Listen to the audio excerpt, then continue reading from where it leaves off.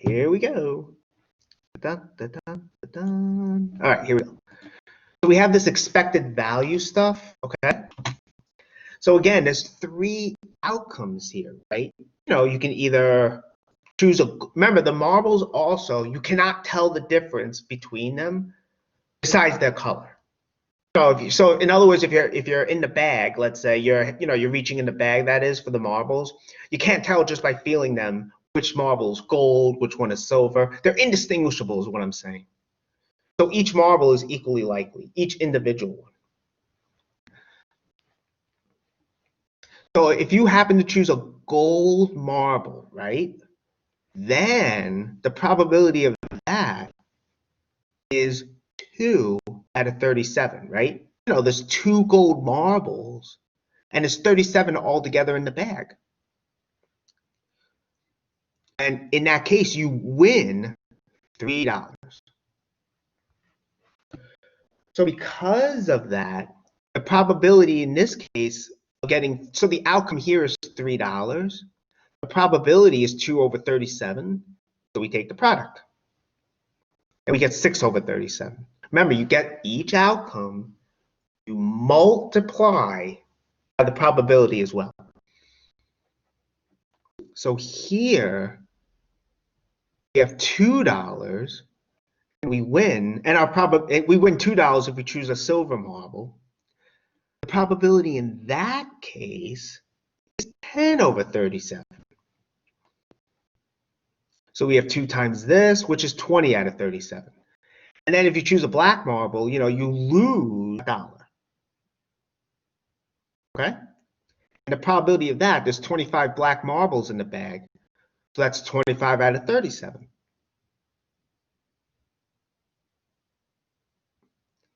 So in that case, we have -1 times 25 out of 37. So we get all these products, we add them up, and we end up getting 1 out of 37 as our expected value. I'm sure you can calculate that as a decimal. But what this is telling us is we should play this game because in the long run, we're going to win money. I'm not sure what 1 over 37 is as a decimal. I guess if you rounded that to 2 decimal places, you would approximately win that much in the long run. That's what's happening here. Now, okay, so that's what's happening here. Now, what I'm going to do is change it. Everything is the same, except now, if you choose a black marble, you're not going to lose $1. You're going to lose $2 instead. So the only difference here when we're calculating expected value is we're going to lose $2 now. So in this row, we have -2. The probability, again, is 5 out of 37. The number of marbles in the bag has not changed. So we get -2 times that, which is -50 over 37. And so, as before, we add them up. Now we have a negative number. So in that case, we should not play the game, because in this case, we're going to lose in the long run. Sometimes you might win more, sometimes you might win, sometimes you might lose. In the long run, we're going to lose. Okay. I hope that made sense. Let's do another one then. So this is, I guess you could think of it as another game. We're playing this game and we roll a standard 6-sided die once. Okay?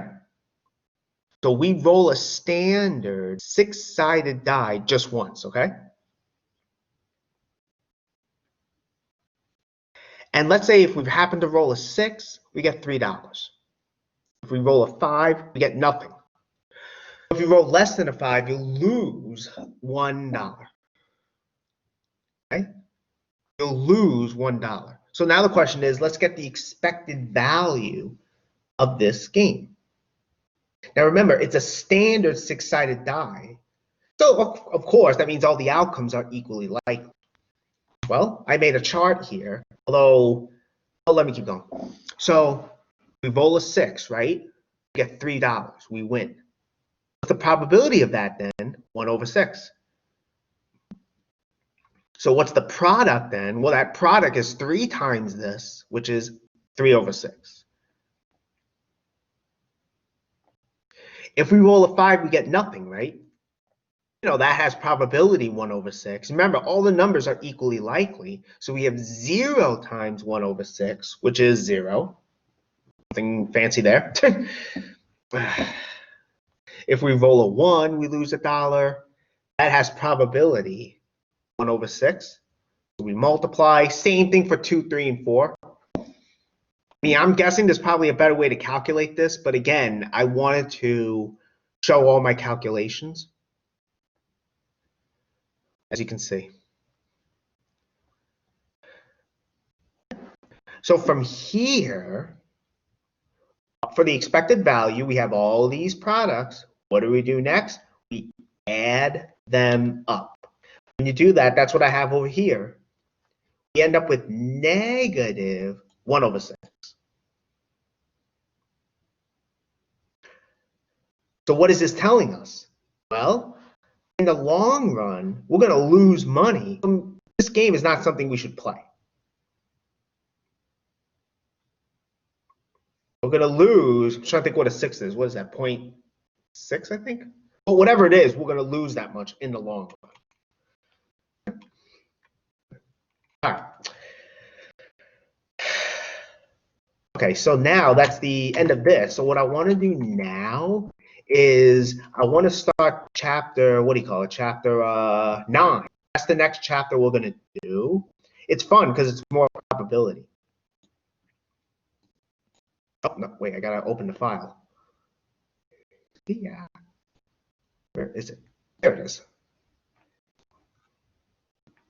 Here it comes. There it is. Okay, I did send this out as well. So chapter 9, as you can see, there's going to be more probability. But what we're also do here is we're going to get a little more fancy, I guess, so to say.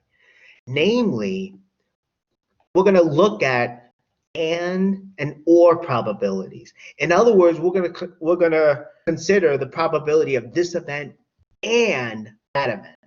If you have an experiment. So like if you're rolling, I don't know, if you're rolling 2 die, let's say, right? Here we're going to see how to find the probability. The first die is 1 and the second die is something else. Not sure if we'll see that example, but things like that we'll see how to do in chapter 9. We'll also see what it means for 2 or more events to be independent. It's actually the first thing we do in this chapter. Same thing with being mutually exclusive. We won't see that today, but we will see what it means for 2 or more events to be mutually exclusive. And basically in the last 3 goals there, we're going to see fancy ways for determining how many outcomes there are.